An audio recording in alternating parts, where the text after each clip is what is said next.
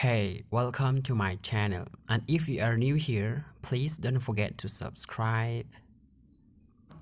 and click the bell icon so that you will not miss my new updates video.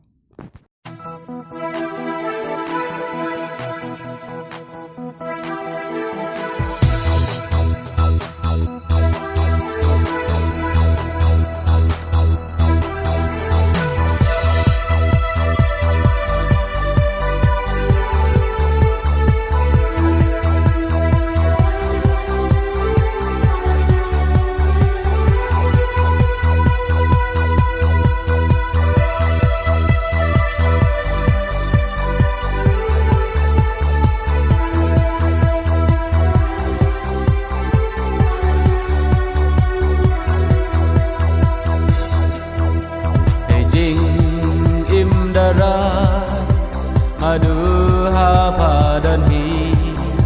ale dewa nga ham nhau si ham duki jing im dara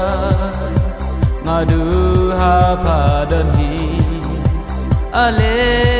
dewa nga ham nhau si ham duki